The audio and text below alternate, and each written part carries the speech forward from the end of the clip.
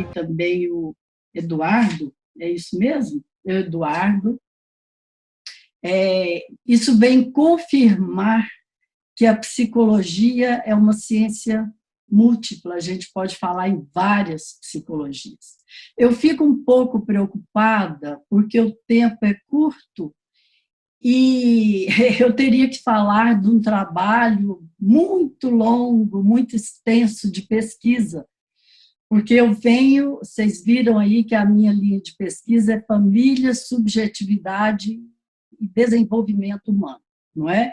Então, assim, nós temos um trabalho de pesquisa há 15 anos, né, com famílias em litígio, em parceria com o Tribunal de Justiça de Goiânia, aqui com o 2º Sejusc, e com um trabalho que nós fazemos com alunos da graduação e da pós-graduação, com alunos do direito, que eu chamo de justiça educativa de famílias.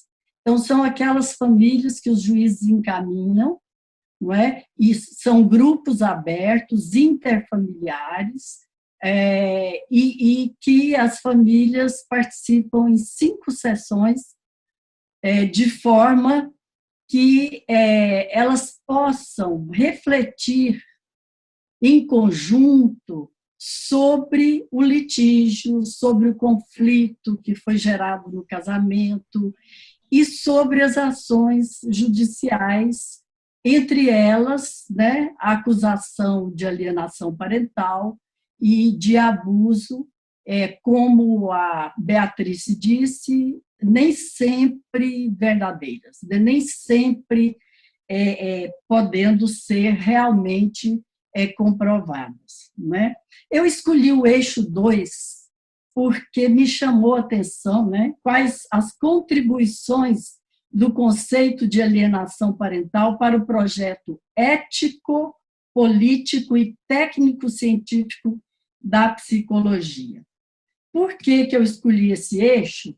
Porque quando eu entrei em contato a primeira vez com este conceito, isso talvez tenha sido em 2001, 2002, por aí, eu já estava trabalhando com pesquisa na perspectiva da teoria da subjetividade, desenvolvida pelo teórico cubano, professor Fernando Luiz González Rey, que foi o meu orientador, colaborador no pós-doutorado da UNB na área de educação. Não é? E me chamou a atenção, não é, a ideia de que o conceito sempre traz uma contribuição, não para a gente dogmatizar o conceito, mas como oportunidade de fazer novas problematizações na pesquisa para tornar inteligíveis os processos subjetivos que tem nessas situações, não é? E aqui entendendo a subjetividade como um complexo que envolve significações sociais que são construídas por meio da linguagem, né? Entre elas as representações sociais, os discursos, as narrativas, né? Que aí entram as crenças, os valores, tudo aquilo que compõe o modo de vida, uma cultura, etc. Porque o conceito, qualquer conceito, expressa as normas de uma cultura, né? Aquilo que a gente observa, que as pessoas fazem nas práticas sociais, os comportamentos, etc. A força das instituições que normatizam as relações e a conjunção entre real e imaginário. E aí é importante dizer que o conceito de alienação parental me despertou, naquele momento em que eu entrei em contato, ou despertou a minha curiosidade em tentar compreendê-lo para além da descrição indutiva, que é o que a gente geralmente vê na elaboração dos conceitos. Que seria o quê? O uso do conceito, não é? A utilização do conceito transformado em dogma, que se sobrepõe até as próprias pessoas, tanto os profissionais quanto os genitores, os pais que estão envolvidos numa ação judicial, né, com a acusação de alienação parental. Então, a minha preocupação foi tentar compreender como é que o conceito é assim utilizado, né, porque eu me lembro muito do professor Fernando Gonzalez dizer assim, olha, conceito e teoria não é para ser utilizado, não é? A gente fala muito disso, inclusive na academia. É para ser desenvolvido, porque o conceito é dinâmico, né? As pessoas mudam, a sociedade muda. Alguém falou ontem, acho que foi a professora Vera Morcelli, né, da imprevisibilidade, do movimento, da transformação contínua que nós operamos, que nós constituímos ao longo da história da sociedade. Então, o conceito... Como? 2 minutos. Hã? 2? 2. Nossa Senhora! Então assim, isso me chamou a atenção para começar um processo de pesquisa que já Perdão, 5 minutos, desculpa. Então, o conceito tem que ser tomado como uma construção teórica. Ele não pode ser reduzido a uma descrição indutiva, porque aí está o risco, não é? E principalmente de pessoas ingênuas, não é? Que têm aquela compreensão ingênua do conceito e que não buscam se aprofundar. Daí a importância da construção teórica a partir do estudo da subjetividade, ou seja, o que está oculto nas falas, nas declarações das pessoas sobre alienação parental, ou nos comportamentos, nas práticas sociais, que produções simbólicas e emocionais que formam uma unidade são geradas numa situação de separação, de divórcio, não é? Em relação àquilo que é vivido pelas pessoas. Então, com essa preocupação, nós fizemos uma imersão no campo de pesquisa, tanto com perícias, quanto com o programa Justiça Educativa de Famílias, e a nossa estatística mostra que nós já trabalhamos com mais de 500 ex-casais no projeto Justiça Educativa de Famílias, programa, não é? E é interessante como as pessoas, mesmo tendo medidas protetivas na justiça, elas acabam se abrindo ao diálogo quando elas começam a compreender, né, a importância delas se movimentarem nesse processo para se desenvolverem.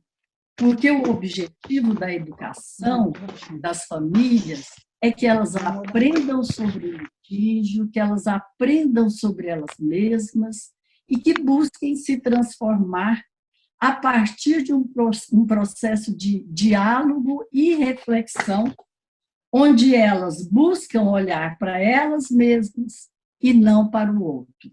Não é? Então, nós temos estudado muitos casos, porque a pesquisa qualitativa, na perspectiva da teoria da subjetividade e do método construtivo interpretativo, a gente trabalha com estudo de casos que são legítimos para a teorização, para a construção de modelos teóricos de explicação da acusação. Ok.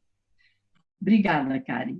Então, a gente tenta construir um novo modelo teórico de explicação do litígio, da constituição do conflito no casamento, e aí nós temos entrado nessa discussão sobre os sentidos subjetivos que integram as produções simbólicas e emocionais em relação ao casamento, à separação, ao divórcio, não é?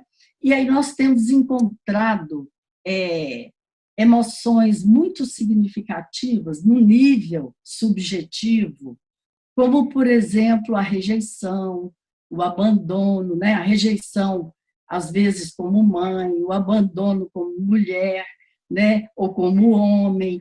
E aí, as questões de gênero, as histórias das pessoas, como foi falado ontem, na mesa de ontem, não é? São todas essas temáticas, elas entram nessa construção interpretativa dos sentidos subjetivos que são gerados e como eles orientam essas ações das pessoas do processo do litígio, e que o Fernando Gonzalez Reis chamou de configuração subjetiva.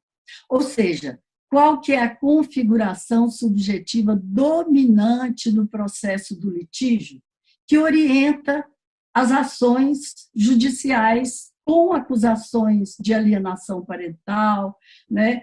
Por exemplo. Então, Karen e pessoas, né? Assim, o produto final desse trabalho é um livro que nós publicamos, que se chama Subjetividade e Psicologia Jurídica, onde nós estamos apresentando casos, discutindo modelos teóricos de compreensão. Para terminar, eu queria deixar aqui uma reflexão, não é?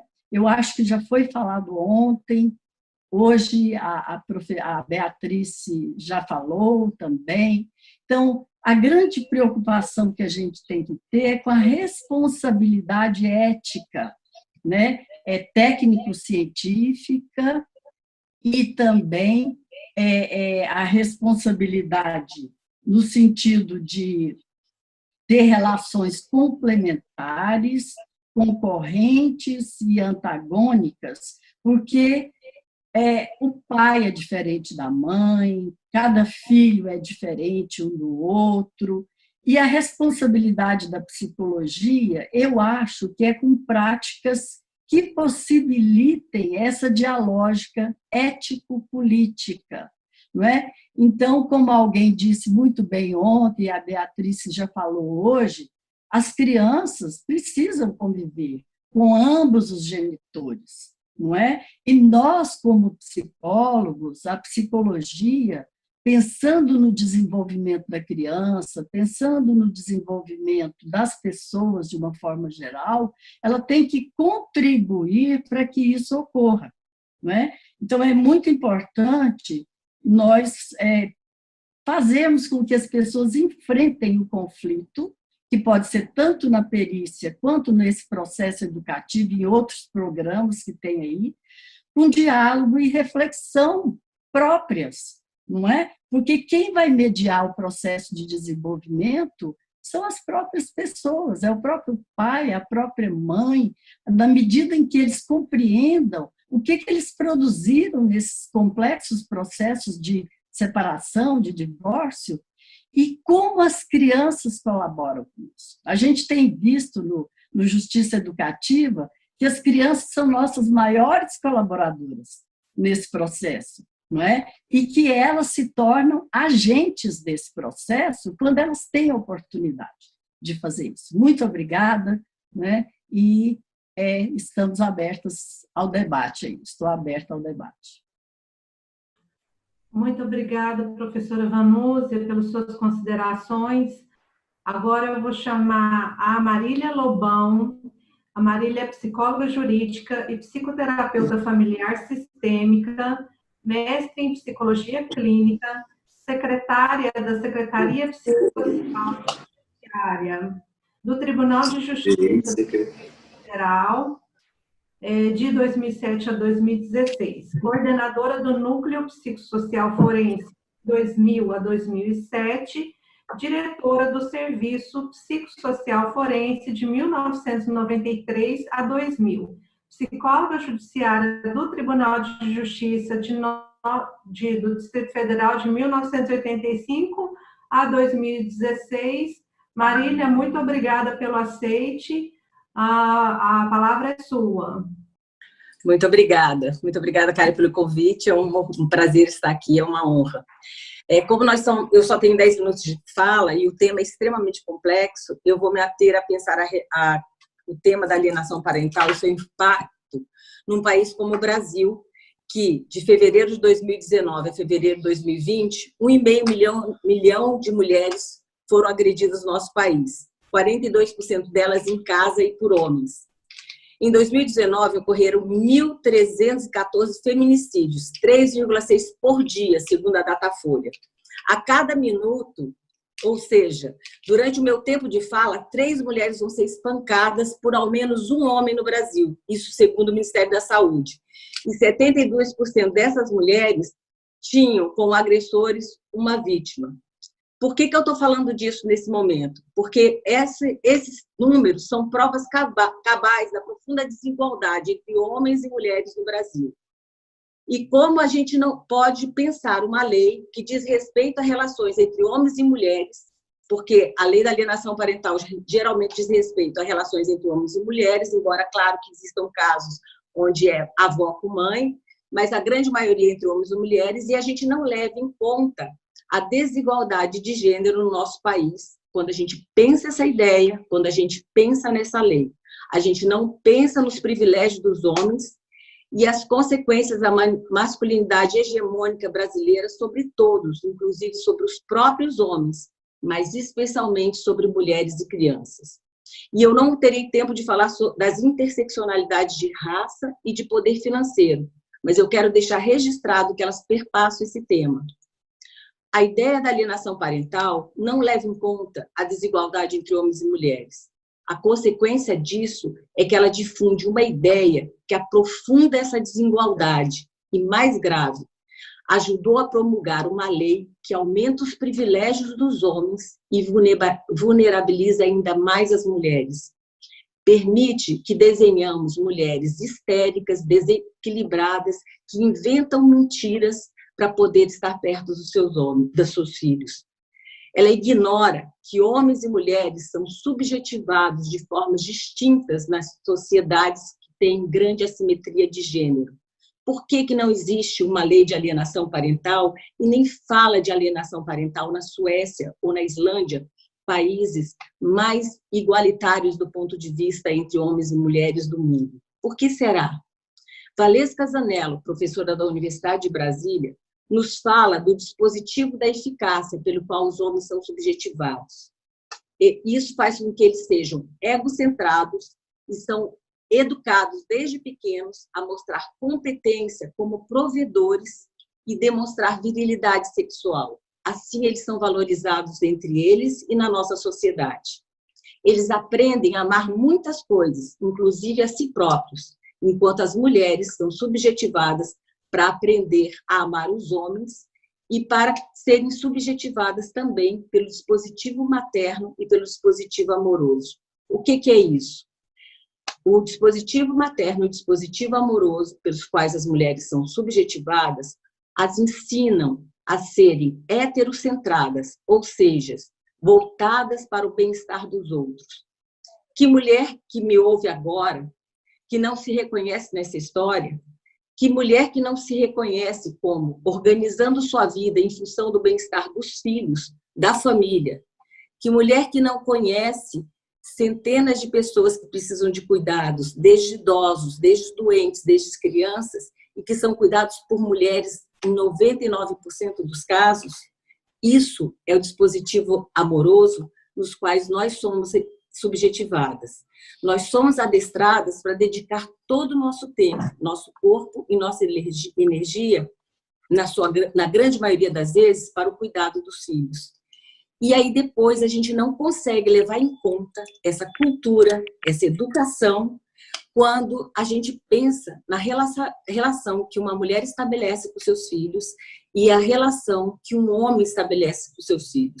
A capacidade desses homens cuidarem de crianças e a capacidade de mulheres criarem essas crianças. Vivemos numa sociedade onde a gente passa todo o tempo dizendo que as mulheres são responsáveis pela felicidade dos seus filhos, pelo bem-estar dos seus filhos durante todo o seu tempo útil.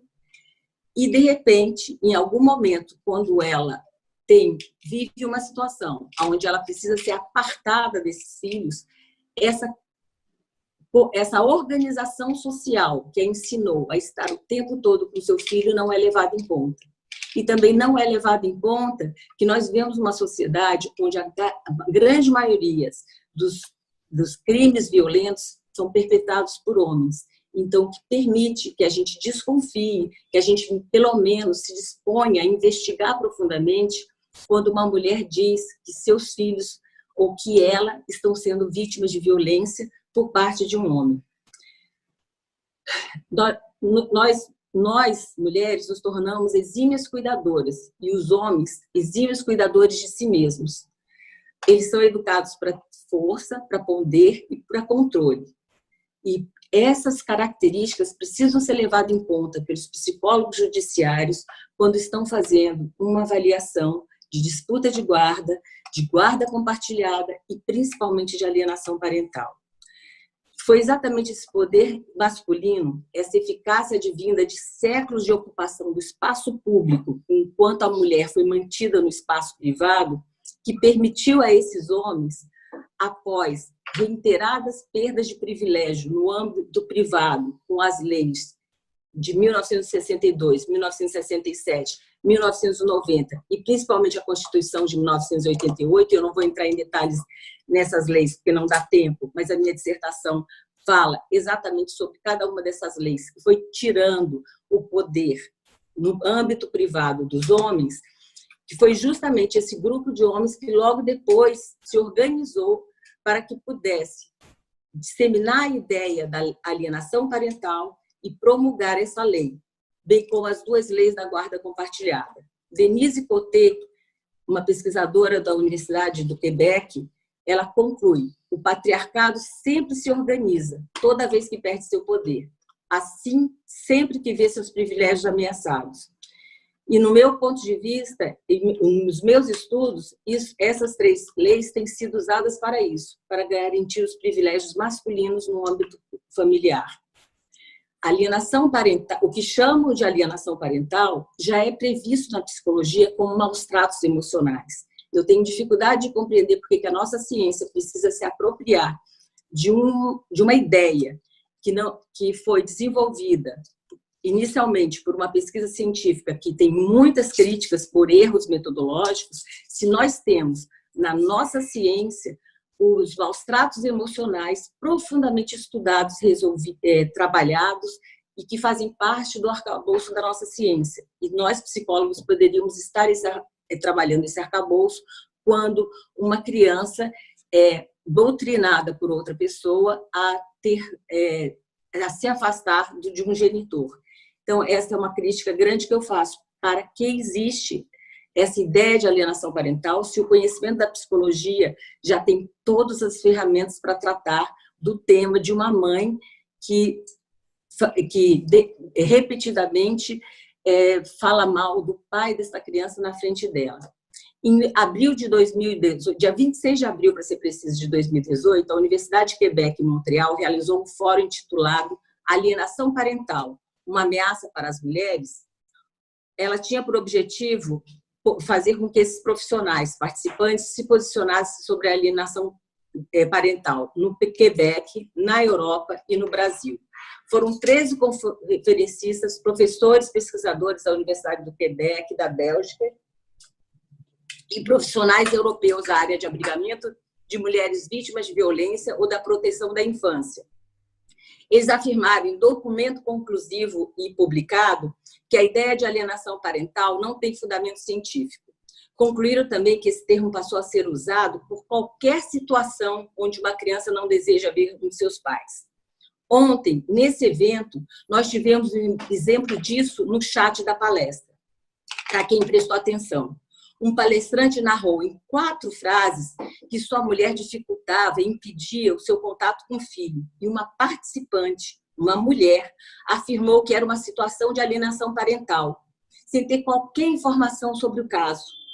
Num país onde o Ministério da Saúde registrou 32 mil casos de abuso sexual de crianças apenas em 2018, e desses, 88% foram homens, e desses, 23% eram pais, isso é dado do Ministério da Saúde, como podemos afirmar de antemão que o impedimento de que uma mãe faz do contato entre pai e filhos é alienação parental? Do nada. Qual a função? Sim?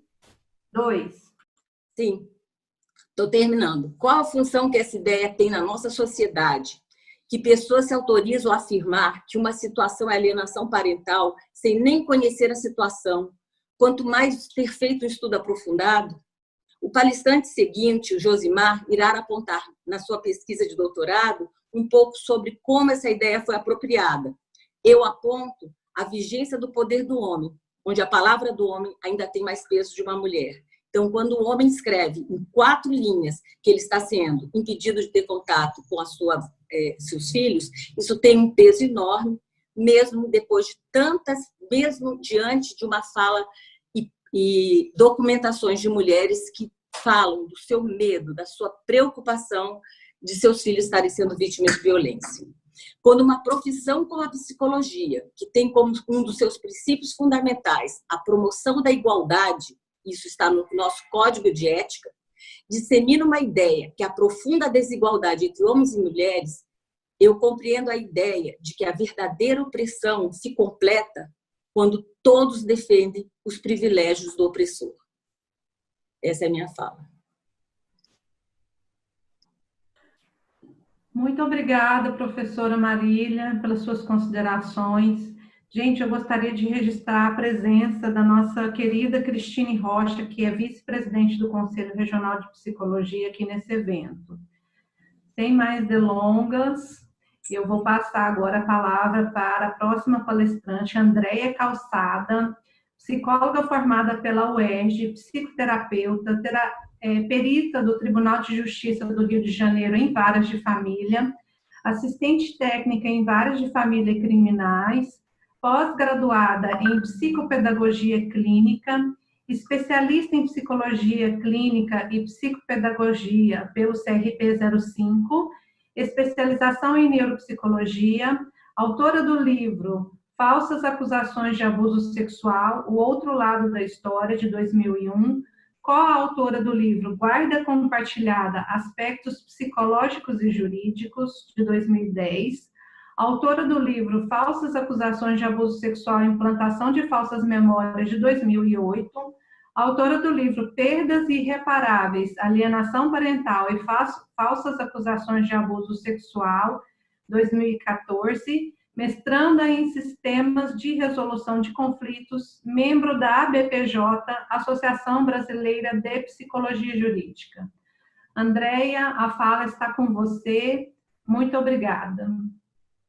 Olá a todos, bom dia aqui do Rio de Janeiro. Agradeço muito o convite da Karen, da Graziela, é um prazer falar com vocês.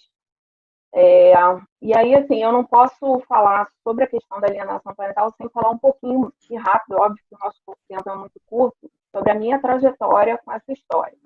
Então, assim, eu comecei a atuar com perícia, né, muito antes, eu comecei a atuar em perícia em uma clínica, uma equipe psiquiátrica na época, em 1997, 98. Dessa equipe psiquiátrica saiu o primeiro livro sobre o assunto, sobre falsas acusações de abuso sexual, o outro lado da história, em 2001. E, na verdade, se vocês forem olhar esse livro, a gente não falava na época, não existia o termo alienação parental no Brasil, né? Falava sobre a questão das falsas denúncias que foram identificadas nas perícias realizadas na época nessa equipe, e não se falava em alienação parental, mas a gente descrevia, né, entre isso, a questão da alienação parental. Então, a minha trajetória nessa história, quer dizer, eu acompanhei todo esse processo, desde a primeira lei da guarda compartilhada, a morte inventada, que foi o documentário que trouxe aos tribunais os sentimentos e os afetos vinculados à questão do distanciamento, né, imposto entre pais e filhos. A lei da alienação parental, que eu, inclusive, dei sugestões com relação à questão da perícia, e, na verdade, essa lei veio porque muitos dos pais, à época, em função das guardas serem, em sua maioria, maternas, não é? Esses pais, muitas vezes, ficavam apenas como meros visitantes, ou então, em função de acusações de abuso, ficavam em afastamento, né? Então, eu estou tentando contextualizar como surgiu a questão da lei. Existia, claro, já à época, todo o questionamento com relação a se era síndrome, né, a questão da academia entrando nessas questões, e, de forma muito correta, né, a lei foi pensada, né, até porque, na verdade, o Gardner falou em síndrome, né, eu não sei se as pessoas aqui leram os manuais dele, eu li quase todos. Ele tem algumas indicações clínicas muito boas e muito importantes que eu acho que todo mundo deveria conhecer, tá? Mas, assim, não é síndrome, acho que não tem que ser tratada como síndrome, como doença, e, de forma muito correta, a lei trouxe, né, e eu não sei se as pessoas conhecem, ela fala da criança, ela fala, né, da violência contra a criança, que é realizar campanhas de desqualificação contra o genitor, que é dificultar a autoridade parental, que é dificultar o contato da criança com os familiares e os de seus genitores, que é omitir informações, que é apresentar falsa denúncia contra o genitor ou contra os familiares, né? Mudar domicílio. Então, assim, todo mundo que trabalha com famílias em litígio sabe que esse tipo de atos, a lei fala em atos, ela não fala em doença, né? Então, assim, não estamos tratando a alienação enquanto doença, estamos trabalhando enquanto ato. E, então, a lei, ela traz um olhar para a criança que tem o direito de convivência e de afeto e de ter a liberdade de amar ambos os seus genitores e as suas famílias. Essa é a questão principal. Me preocupa muito, né, e eu ouvi algumas pessoas falando ontem muito sobre o viés clínico, sobre o fato de tomarmos partido, né? E me preocupa algumas posições com relação que eu acho que é tomar partido. E eu vejo muitas vezes as pessoas dentro dos conselhos e do Conselho Federal de Psicologia tomando partido de forma muito genérica, né? Então, homens são sempre abusadores, homens são sempre agressores, homens querem sempre o poder, quando, na verdade, no artigo 5º da lei, né, e eu dei sugestões a isso, por que a sugestão foi de detalhar como seria essa perícia à época? Porque o que acontecia à época, gente? As pessoas não pensavam em alienação parental. Uma criança dizer, por exemplo, eu não quero ver meu pai, sabe o que acontecia? A gente tem que respeitar a criança. Não se investigava o todo, não se investigava o contexto. Então, nesse sentido, a lei está muito coerente com as normativas do Conselho Federal de Psicologia. Nós temos que contextualizar nas condições sociohistóricas, né? No contexto familiar, no contexto social. Foi por isso que a lei foi feita nesse sentido, porque antigamente, o que acontecia? E muito hoje ainda, né? E eu entendo que, mais do que ficar nessa discussão para homem ou para mulher, feminista ou machista, é a gente capacitar os profissionais e o Conselho Federal de Psicologia orientar os profissionais no sentido de ampliar sua visão, né? Porque o que eu vejo é o seguinte: as pessoas que trabalham com abuso só veem abuso, quem trabalha com alienação parental só vê alienação parental, quem é pró-mulher é só para mulher, quem é só pró-homem é só para homem. Gente, vamos parar com essa história. A criança, a gente fica trabalhando como se nós fôssemos os pais em litígio. Nós somos os profissionais, nós temos que ter coerência, né? Nós estamos ali em função da criança. Então, a questão da própria perícia, ela vem justamente para fazer aquilo que foi falado ontem. Talvez à época, talvez de uma forma, talvez não tão... É um olhar sistêmico sobre essa família, né? Vamos ouvir todas as partes envolvidas, vamos ouvir a escola, vamos avaliar o pai, a mãe, o avô, o papagaio e o cachorrinho, escola, vamos ler os autos, é esse olhar, vamos olhar as funções que cada um exerce nessa família. E como bem disse a doutora Beatriz, existe uma pluralidade. Existe aquele que acusa de alienação parental, e na verdade é o alienador. Existe a acusação de abuso sexual, que é falsa. Existe a acusação de abuso sexual, que é verdadeira. Existe mãe que está desesperada e desconfiada, e ela precisa fazer uma denúncia. Isso não é alienação parental. O próprio William Bernet, vocês conhecem o William Bernet? Ele levantou um livro para tentar incluir a alienação parental no DSM-5. Ele tem uma pesquisa, são vários profissionais do mundo inteiro falando sobre alienação parental. Nós temos a lei aqui, porque, na verdade, o que acontece? Em muitos países onde não existe a lei, existe uma lei rígida, no sentido de punir aquele que impede a convivência, por isso que não precisa. Só que aqui isso não acontecia. Então, isso precisa ser esmiuçado, significado para os operadores do direito, né? Então, a lei, né, ela está totalmente condizente com as normativas do Conselho Federal com relação à não discriminação, né? Agora, isso precisa ser feito de forma detalhada, minuciosa, e não ser olhado apenas em uma entrevista com uma entrevista apenas com a criança. E eu me pergunto assim, onde está o posicionamento do Conselho Federal de Psicologia quando uma série de laudos, por exemplo, em varas criminais, são feitos laudos com diagnóstico de abuso sexual com uma entrevista só em cima da fala da criança? Cadê o Conselho Federal de Psicologia nesse sentido? Por que tem que marretar o pai ou a mãe? Vamos capacitar os profissionais, né? Vamos parar com esses discursos feministas e machistas, porque a questão é a criança. E a criança no sentido de olhar minuciosamente cada família, é um universo. Cada família tem uma dinâmica sistêmica, lindo de morrer. Só que nós, profissionais, precisamos, da mesma forma, por que o profissional psicólogo precisa se posicionar com relação ao abuso sexual e não vai se posicionar com relação ao abuso psicológico? Alienação parental é violência. Está, inclusive, na Lei 13.431. Então, existe o abuso sexual, existe a acusação de alienação parental fake, existe a falsa acusação de abuso sexual, né?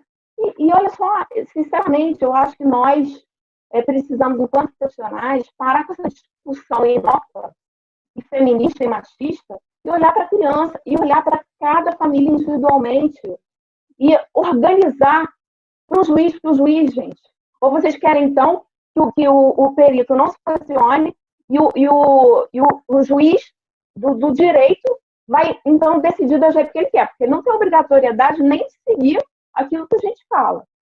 Então, que nós, profissionais, saibamos, né, conforme a lei da alienação parental diz muito bem, né, fazer uma avaliação ampla, contextualizada, minuciosa, né, descrevendo essa dinâmica, falando de indícios, como se fala, por exemplo, de indícios de abuso sexual, ninguém fala sobre isso. Agora, quando se fala de indícios de abuso psicológico, não pode? Eu não estou entendendo. Realmente, então, assim, entendo eu, tá? Eu estou nessa história desde 1998, né? Muitas coisas eu revi, né? Eu revisei isso, né? Mudei formas de pensar, né? Com relação à questão das acusações de abuso sexual, porque, na verdade, isso é um grande questionamento. Eu já estive no Senado Federal 2 vezes falando em favor da lei. Eu entendo que provavelmente existem algumas mães injustiçadas nessa história. Agora, eu acho que tem mães também que usam isso para o processo, né? Então, cada caso tem que ser analisado de forma cuidadosa, não é? Essas generalidades me assustam muito, né? A lei é maravilhosa, né? Agora, o problema é o que se faz com a lei. Da mesma forma, que eu não sei se vocês sabem, que existe o uso e mau uso da lei da Maria da Penha, né? Então, assim, o mau uso disso, né? O mau uso da lei é algo que não tem a ver com a lei, né? E que cabe aos operadores do direito analisar e avaliar isso de forma adequada.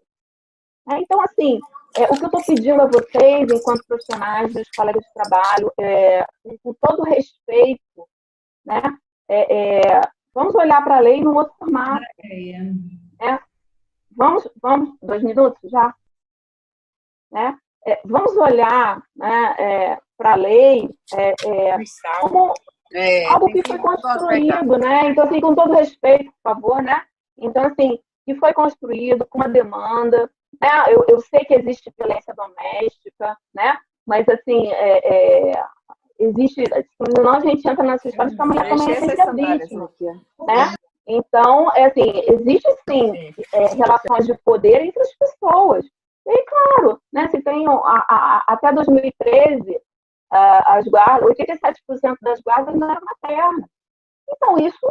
Agora, existem dores de todas as pessoas, né? Daquele que aliena, daquele que é alienado. Claro que existem dores, a gente precisa ter a sensibilidade para olhar sobre isso. É claro que uma mãe muitas vezes está desconfiada que existe um abuso, ela pode ir lá denunciar, é claro. Agora, na verdade, a perícia, como qualquer tipo de avaliação, é uma grande costura.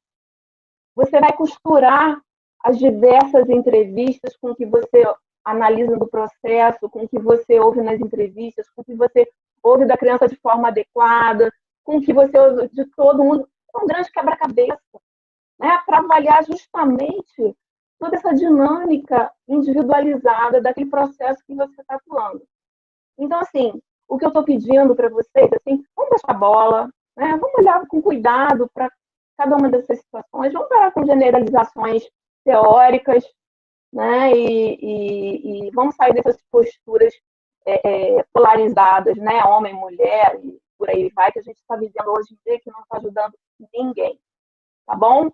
Era isso, né, eu estou feliz de estar podendo falar para vocês, tá bom? Agradeço, estou à disposição, inclusive quem quer depois trocar ideia comigo, eu estou nas redes sociais. Muito obrigada, Andréia, pela sua fala. Pessoal, por favor, eu vou solicitar que desliguem os microfones. Isso, muito obrigada. Sem mais delongas, eu vou chamar o próximo expositor de hoje, que é o Josimar Mendes, Doctoral Researcher na University of Sussex, Reino Unido, especialista pelo Centre for Addiction and Mental Health de Toronto, Canadá, psicólogo, terapeuta sistêmico de casais e famílias, mestre em psicologia clínica e cultura, co-organizador do livro Perspectiva Sistêmica e Práticas em Psicologia, Temas e Campos de Atuação, de 2020, esse ano, está fresquinho o livro. Josimar, muito obrigada pela sua presença, a palavra é sua. Eu que agradeço. Antes da gente iniciar, você sabe se eu já consigo compartilhar minha tela, Beatriz? Se eu fui colocado como co-host? Rivanara.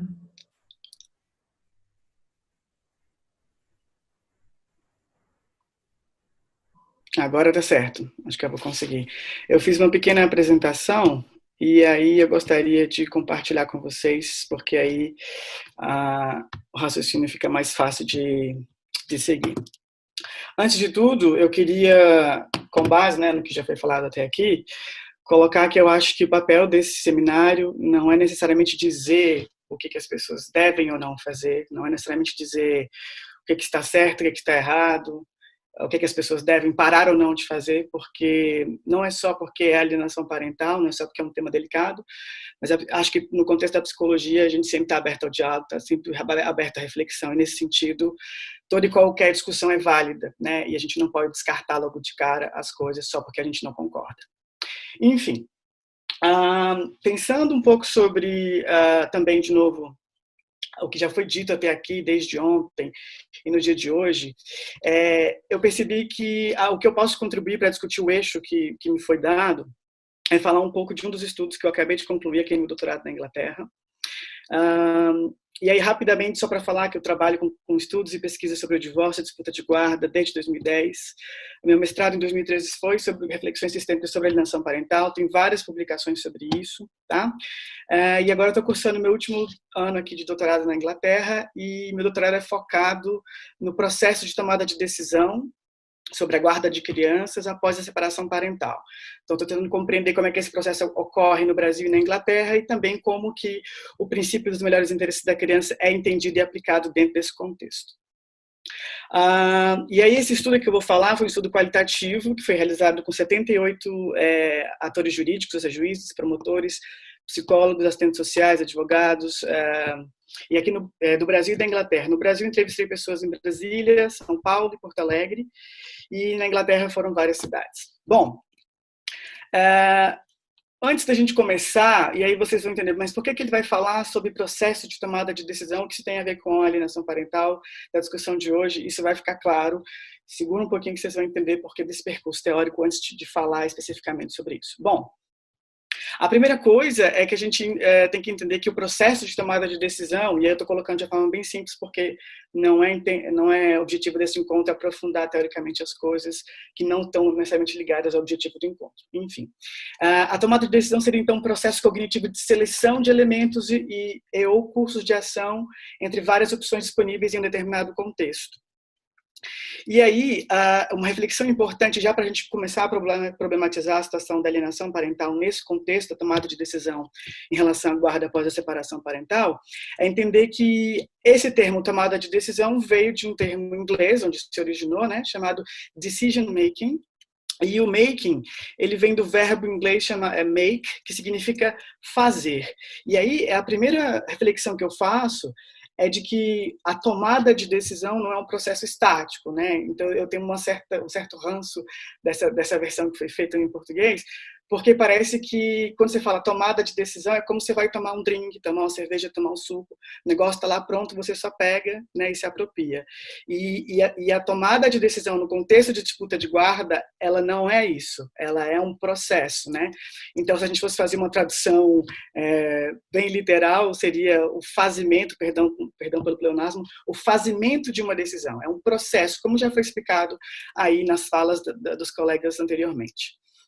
Então, a partir dessas entrevistas que eu realizei no Brasil e na Inglaterra, também não vou me aprofundar aqui porque não é objetivo e também não está publicado, mas vou passar bem amplamente sobre isso, a gente entende que esse processo de tomada de decisão, ele é bastante complexo, e especialmente porque existem elementos contextuais que vão estar, de alguma forma, influenciando, moldando ou direcionando as ações dentro desse processo.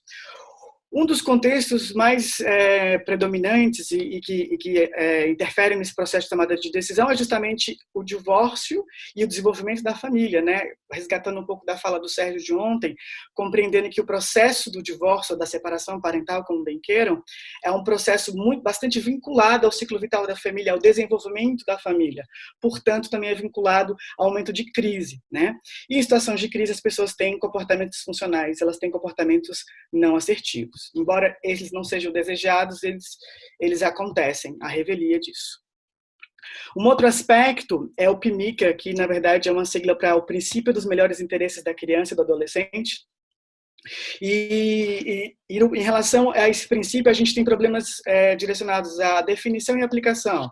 Então, os atores jurídicos foram entrevistados, mas também a literatura vastamente fala sobre isso, de que a ideia de que esse princípio do melhor interesse, ou que é melhor para a criança, como foi dito no chat e em várias falas, é bastante indeterminado porque é muito amplo, é muito aberto e também é muito idiosincrático, muito específico de cada caso, de cada criança, de cada necessidade daquela criança. Nessa linha, a gente também tem idiosincrasias ligadas à criança como um todo e também à família. E aí o processo propriamente dito, ele vai ser influenciado por duas dimensões. A primeira é o tipo de sistema legal, que eu também não vou entrar em detalhes, mas como é a comparação entre Brasil e Inglaterra, essa linha de análise foi feita em relação ao common law e ao civil law, e também ao processo de avaliação propriamente dito, que vai envolver a atuação dos atores jurídicos, ou seja, juízes, promotores, psicólogos, assistentes sociais, advogados e etc. Uma coisa importante para falar sobre o processo de tomada de decisão em contextos da vida real, ou como a literatura fala, em contextos naturais, é que todo o processo de tomada de decisão, nesses contextos de vida real ou em contextos naturais, são cercados por incerteza. Essa é uma das características do processo de tomada de decisão. O que a gente quer dizer com incerteza? Quer dizer que existem elementos nesse contexto de tomada de decisão que são confusos, dicotômicos, paradoxais, incompletos, contraditórios, né? E aí a gente vendo essas questões que as pessoas estão falando, se existe ou não existe alienação parental, existe alegação de abuso, é verdadeiro ou é falsa, falsas memórias, a gente pode trazer o discurso de gênero, não pode para essa situação, a gente fala de racismo ou não fala sobre isso. Então, tudo isso evidencia o quanto esse elemento de incerteza cerca esse processo de tomada de decisão. E é por isso que ele é tão complexo. E aí, nesse estudo, a gente conseguiu identificar, como eu falei, elementos contextuais que vão construir esse nível de incerteza, que nada mais é o nível de complexidade do processo de tomada de decisão. E aí, quando os atores jurídicos, né, que tomam as ações, as decisões desse processo, se deparam com esse alto nível de incerteza, eles precisam utilizar algumas estratégias para poder manejar essas situações. Essas estratégias elas têm duas funções. A primeira delas seria organizar, compreender e significar a complexidade que se apresenta nesse contexto que eu acabei de falar. E aí, essa função, ela tem o objetivo básico de diminuir a complexidade e o volume de informações a serem processadas. Então, é como se seu cérebro não conseguisse processar várias informações ao mesmo tempo, então ele vai ali selecionando, a partir de esquemas mentais, informações que ele precisa analisar e que ele dá conta, né? E aí, a segunda função seria, então, eles utilizam essas estratégias para organizar, compreender e significar essa complexidade por meio da diminuição dessa complexidade, tá? E a partir disso, então, eles conseguem atuar, operar nesse contexto, né? Desempenhando ações ou decisões nesse contexto. Então, o que a gente tem aí, e aí tem todo um modelo teórico que eu construí, que vai ser publicado logo em breve, para explicar que existem elementos contextuais de incerteza ou de complexidade que estão sempre ali como num movimento contrário de estratégias cognitivas de enfrentamento em relação a essa incerteza ou a essa complexidade, como se fosse um cabo de guerra.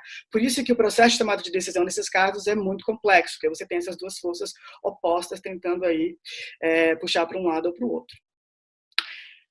Agora sim, falando sobre alienação parental. Bom, os pressupostos de alienação parental, eles se configuram, então, como estratégias que vão organizar, compreender e significar essas incertezas, ou seja, essas complexidades que a gente viu aí nesse contexto. Mas por que os pressupostos de alienação parental têm tanta aderência no contexto jurídico, né? Basicamente porque, como eu falei, eles vão reduzir essa complexidade a partir dessas estratégias. Então, esses pressupostos, eles organizam essa incerteza e essa complexidade, quando estabelece, por exemplo, olha, tem um genitor alienado, um genitor alienador e uma criança que foi cooptada. Eles compreendem essa incerteza ou essa complexidade quando existe um certo discurso, como, por exemplo, o genitor alienador é mau, ruim, doente, inadequado. O genitor alienado sofre com rejeição e acusações injustificadas, ou a rejeição e o descontentamento que a criança expressa estão contaminados pela ação do genitor alienador. Então, ele observa todo esse contexto complexo e, às vezes, em certo nível até caótico, e vai organizando e compreendendo, dando nomes ali. E, a partir disso, produz um significado, que é o quê? Bom, isso tudo que a gente está vendo aqui é alienação parental. Os pressupostos de alienação parental eles foram além quando eles também deram providências. Então, a partir disso tudo que eu organizei, compreendi e signifiquei, a sugestão que se dá é diversão de guarda, punições civis e criminais, e lá no princípio das publicações, inclusive de internação psiquiátrica, que para os casos que seriam mais severos, né, para as crianças, enfim.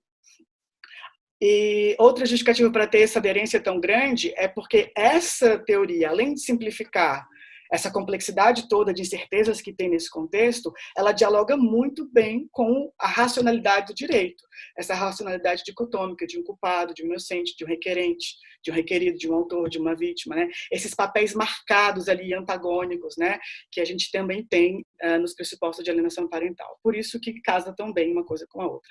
Também dialoga com as percepções culturais históricas de criança, sujeito da criança, que é entendido como sujeito passivo. Eu acho que Oi? Pois. Tá bom. Eu acho que, complementando um pouco do que a Marília falou, além da questão da igualdade de gênero que existe em países da Europa, especialmente ali na parte mais nórdica, é que a compreensão que essas sociedades têm, inclusive a Inglaterra tem, sobre a criança, não é uma concepção maniqueísta ou abjeta de que a criança não é um sujeito, ela pode ser manipulada, ela pode ser controlada, né? Nesses países, existe um avanço da compreensão da criança enquanto sujeito ativo que casa muito com o que a professora Vanusa falou também na fala dela. Bom, reflexões importantes, então, para finalizar, né? As ideias por trás dos pressupostos de alienação parental, será que elas se aproximam mais de uma tomada de decisão ou de um processo de tomada de decisão? Então, voltando um pouco na reflexão que a gente fez no início, a crítica que eu fiz essa ideia de tomada de decisão é o seguinte: tem uma coisa pronta, que eu vou lá, pego, me aproprio e tomo as ações e decisões necessárias. É isso.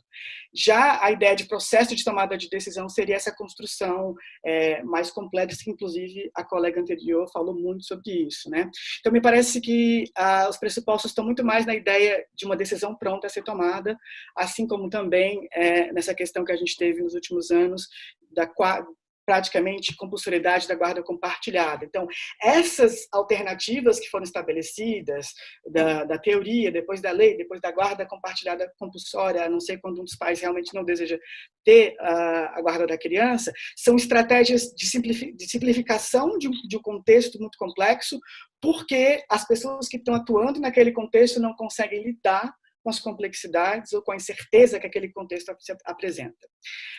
Elas aumentam ou diminuem os níveis de incerteza. Isso que é engraçado e é paradoxal, porque esse é o problema dessas estratégias que a gente tem cognitivas. Quando elas reduzem excessivamente a complexidade de um contexto para poder atuar nele, a gente pode ter um efeito chicote, um efeito colateral, que ao invés de diminuir a incerteza, só aumenta, porque aí um acusa de alienação do lado, o outro diz que não é alienador, que é falta a acusação de abuso sexual, ou de falsas memórias, enfim. Essas idas e vindas de alegações que ninguém consegue provar, que ninguém consegue entender, só vai aumentando o nível de certeza e tornando o processo de tomada de decisão cada vez mais difícil. Qual que será, então, o papel da psicologia nesses casos, né? Será que a gente mimetizar e reproduzir essa racionalidade jurídica, ou será que é promover um contraponto informativo e crítico, né, que amplie essa visão, né? Bom, é isso. Muito obrigado, meu e-mail está aí e também eu posso disponibilizar alguns artigos meus aqui no chat depois para quem tiver interesse. Muito obrigado. Deixa eu só compartilhar. Muito obrigada pelas considerações de todos. Como presidente, coordenadora desse evento e presidente da Comissão de Psicologia Jurídica, só lembrar a todos que nós estamos propondo aqui um diálogo respeitoso com a categoria e democrático, certo? Então, assim, isso é importante a gente ter em mente, porque esse debate é um debate que suscita muitas emoções e muitos posicionamentos fervorosos. Mas a gente está aqui exatamente para isso, é para escutar e falar respeitosamente. Eu gostaria de falar para vocês que o formulário foi de ontem, ele foi reprogramado. Eu vou postar no chat. O que eu gostaria? Que todos vocês dedicassem um tempinho para poder responder esse formulário, para que a Comissão de Psicologia Jurídica possa consolidar, sistematizar e consolidar as opiniões de vocês e encaminhar essas opiniões para o Federal de Psicologia a partir das discussões que estão sendo realizadas aqui. Eu tentei fazer um consolidado de algumas perguntas que estão no chat. Nós não vamos abrir, nós definimos não abrir para falas externas, ok? Apenas no chat. E eu tentei fazer um consolidado dessas perguntas e eu vou colocar algumas questões gerais. Se tiver alguém que se sentiu ainda não escutado, por favor, coloquem isso no chat, que a gente vai tentar fazer isso. Mas eu queria dizer que isso aqui é um exercício difícil, né? Um exercício de síntese difícil atender todos os questionamentos e todas as posições. O primeiro ponto aqui que eu consegui tirar do chat é: como a psicologia define teoricamente o conceito de alienação parental? E aí eu vou lançar todas essas perguntas e deixar livre para os palestrantes responderem as perguntas que acharem melhor, a não ser aquelas que foram direcionadas. Outra colocação é que quando o judiciário proíbe qualquer mãe de contato com seu filho por anos, por ela ter feito, aspas, alienação parental, isso é a maior alienação parental que o judiciário faz. Outra colocação: alienação parental tem sido, sim, uma forma de violência de gênero e de perpetuação da violência contra a criança. E, na maioria das vezes, afirma encobrir a violência doméstica, abuso sexual, intrafamiliar e maus tratos. Várias pessoas perguntaram sobre a questão da guarda compartilhada, e aí eu gostaria que vocês retomassem isso. Várias pessoas também trouxeram o assunto das falsas memórias. Algumas pessoas colocam que a lei da alienação parental veio para legalizar a pedofilia intrafamiliar. Não fala em doença. Esses encontros são maravilhosos. Sempre tem uma questão. Outra questão aqui: não fala em doença, mas todos os documentos produzidos dentro do processo judicial patologizam a mãe e a criança. Outra questão: superar a lógica adversarial presente no direito. Falou-se também da capacitação de profissionais que atuam junto ao judiciário, da aplicação da lei da escuta protegida, e mencionaram também o CONANDA, que o CONANDA se posicionou contrário à lei da alienação parental.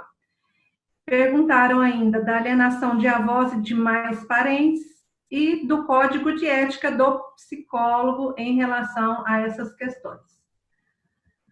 Então, agora eu vou dar a fala para os expositores, podem ficar à vontade. Karen, eu gostaria de falar um pouco sobre a guarda compartilhada, porque foi o meu tema de dissertação de mestrado. No mesmo sentido, eu trabalhei a guarda compartilhada. Eu queria entender, vou ser bem rápido, o motivo de eu ter escolhido a guarda compartilhada é depois de 26 anos trabalhando com esse tema no Tribunal de Justiça, eu tinha muita curiosidade de entender por que as mulheres eram tão resistentes à guarda compartilhada. E aí eu fui fazer mestrado na Universidade de Brasília para responder essa pergunta.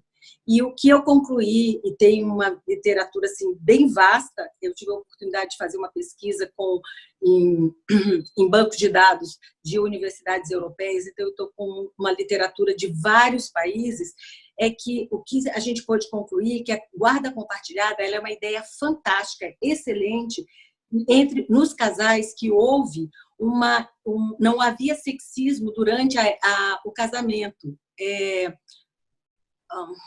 Aceitar, tá.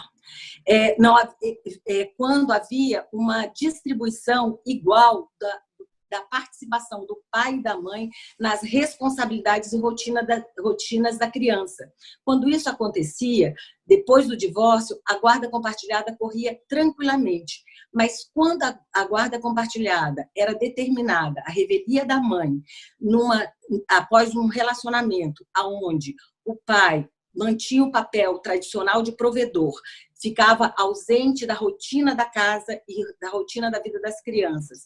E a mãe era a responsável de referência do cuidado da criança. Quando a guarda compartilhada é determinada, vários estudos mostram que a criança apresenta sintomas devido ao afastamento dessa pessoa de referência, que no caso, na grande maioria, era a mãe, e as mães vivenciavam essa situação como violência psicológica, por conta do dispositivo materno que eu falei antes, onde as mães são educadas para ficar o dia inteiro com as crianças, elas abriam mão dos seus projetos, dos seus sonhos, dos seus trabalhos, para se dedicar à criança, enquanto esses pais continuavam com todas as outras áreas da sua vida desenvolvidas, e de uma hora para outra, a sociedade, que tinha dito que ela deveria cuidar integralmente da criança, diz que agora é só 50%. Isso trazia sofrimento e adoecimento psíquico para as mulheres e sofrimento e sintomas para as crianças. Essas são pesquisas empíricas do Canadá, Canadá, Austrália, Suécia e diversos outros países. Eu tenho essa literatura, se alguém desejar.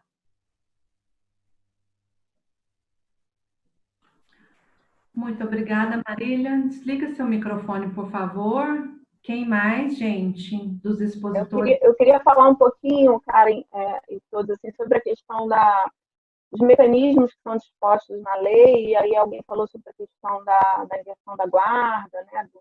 Então, assim, eu acho que é importante, de novo, a partir de toda aquela avaliação minuciosa, detalhada, individualizada em cada família, é importante que, assim, a inversão de guarda, ela é difícil de ser executada, ela não é feita a partir de uma denúncia. Se isso foi feito com alguém, isso é injusto, né? E, na verdade, a inversão de guarda, ela é utilizada e ela precisa ser indicada em caso de proteção à criança contra o abuso psicológico. Isso precisa ficar sempre bem claro, tá? Ela não é como punição, ela é proteção à criança, tá? Então, era esse meu posicionamento que eu gostaria de colocar. Eu gostaria de só pontuar algo assim que eu acho que, aproveitando a oportunidade, eu queria ver se as colegas, os colegas aí, né, concordam ou não, de que a grande preocupação que nós temos que ter na psicologia, até como projeto ético, político, técnico, científico, é não contribuir com a cultura do litígio, né? Então, assim, eu tenho essa preocupação muito grande, porque com esse contato com os ex-cônjuges, que não é uma coisa fácil, porque são grupos abertos, não é? E eles são encaminhados pelo judiciário, sem obrigatoriedade, mas, assim, no momento em que eles têm que se confrontar com eles mesmos em relação ao litígio, em relação às acusações, nós temos percebido que todas essas temáticas que apareceram desde ontem nas discussões, questões de gênero, questões do próprio judiciário, do sistema judiciário, não é? Da formação do psicólogo, etc., estão presentes, não é? Quando há acusações e quando as pessoas não conseguem, por elas mesmas, tentar achar uma alternativa ao litígio, não é? E que terceirizam isso para o judiciário, para os construtores do direito, os psicólogos. Então, a preocupação é assim, como é que a psicologia pode se posicionar contrária a isso, ou seja, preocupada com o desenvolvimento das pessoas e da sociedade, para nós constituirmos uma cultura que faça com que as pessoas assumam a ética da responsabilidade sobre os filhos e não fiquem, né, dominadas pelos conceitos. Porque o que a gente vê muito é que as pessoas reproduzem muito os conceitos, os discursos dominantes na cultura do litígio, as representações sociais que são construídas né? Por meio da linguagem, uma pessoa vai falando para outra, e isso vai se tornando uma cultura, né? Quem trabalha com a gente no projeto lá, Justiça Educativa, vê isso sempre. E agora as pessoas começaram porque a gente trabalha com essa ideia da tomada de consciência de tudo isso pelos ex-cônjuges, mas a consciência como um sistema afetivo, cognitivo, não é? De forma que elas possam entrar em contato com as emoções que elas geraram no casamento, no divórcio, na separação, e de como elas estão atuando, agindo, sem pararem para refletir sobre elas mesmas. E as pessoas estão cada vez mais infelizes, mais sofridas. E é lógico que isso tem relação com a história da sociedade, a história da mulher, com a educação que a gente, né, oferece diferente para os meninos e para as meninas, enfim. Isso envolve uma complexidade imensa. Por isso que a gente tem tentado trabalhar com uma prática educativa no sentido de fazer com que as pessoas se desenvolvam, para que a sociedade possa se desenvolver, porque é principalmente através dos indivíduos que essa subjetividade social pode ser transformada.